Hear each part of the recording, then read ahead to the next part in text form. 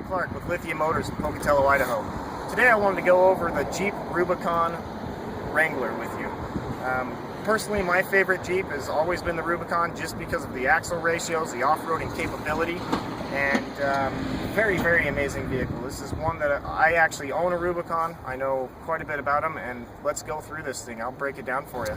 Main thing with all Jeeps, we always have a 7-slot grille. Always have the round headlights, except for that one year when we messed up and made square ones, but we fixed it.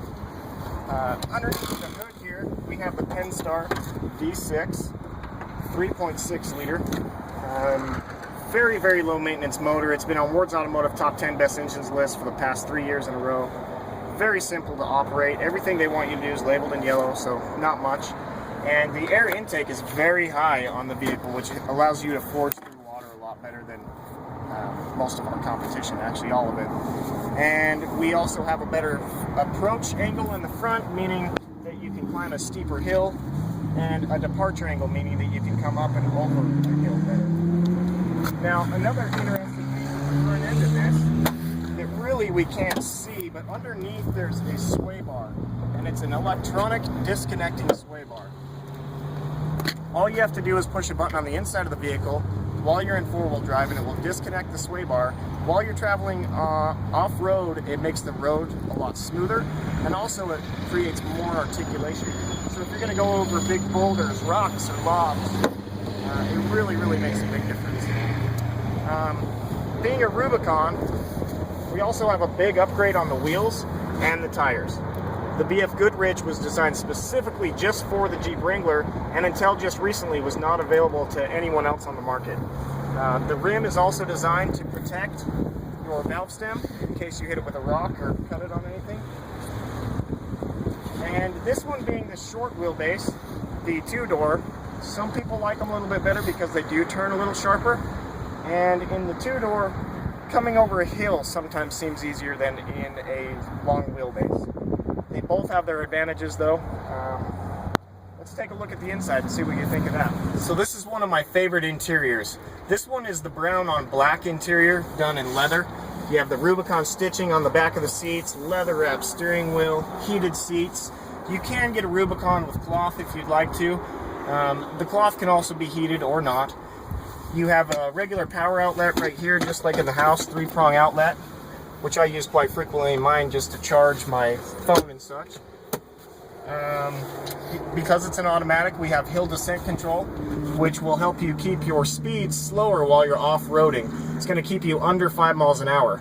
This one, being a Rubicon, has a 410 rear end, which makes for a really, really low crawl rate ratio. So coming down a hill is going to be very, very simple, especially with that button. Climbing up a hill, also very, very easy because it's going to be extremely slow crawling. Right here, these are the two things that make a Rubicon other than the axle ratios. You have your sway bar disconnect. One push disconnects your sway bar while you're in four-wheel drive, and you have a front and rear locker. So you hit it one time, it'll lock the rear, hit it a second time, it'll lock the front, and then one more time to the top and it will shut it off. Those make a big difference, getting all four wheels turning at the same time if you're coming up something where you need extra grip or traction, like rocks or just a lot of off-road application for that. That's why this is the most capable off-road vehicle on the market sold stock today, and has been for years and years. Constantly winning awards for off-road vehicle of the year. Constantly. Let's take a look at the rear of the vehicle. In the rear, you notice you have the tow hooks, just like on most of them, and then this one has a tow package. And you can opt to get a 373 gear ratio in the Rubicon. This one's a 410 because it has the max tow. The 410 it's lower, it's slower, it's geared better for off-roading and crawling. The 373, a little bit better for fuel economy, but still pretty capable off-road. The seats, just want to show you how they fold down, tumble, and get out of your way. And then also you just push this, seat pops right out. In the storage in the bottom here, you can put your tow ropes, you can put flashlights, MREs, bullets, whatever you want to put in your Jeep.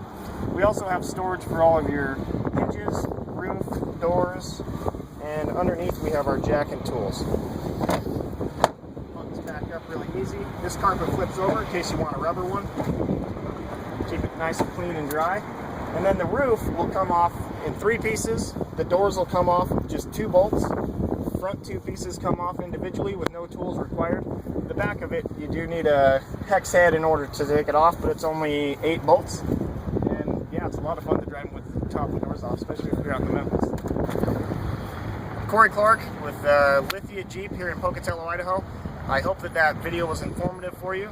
If you have any questions, please post them down below and I'll do my best to get back with you. We're going to have a lot of other videos out there. We already have one of a Sahara and a Sport, and then an entourage of the 3. Anyway, check out the other videos. Let me know what you think. Give me a thumbs up if you don't mind, and thank you very much. Again, I'm Corey Clark, Lithia Motors, Pocatello, Idaho.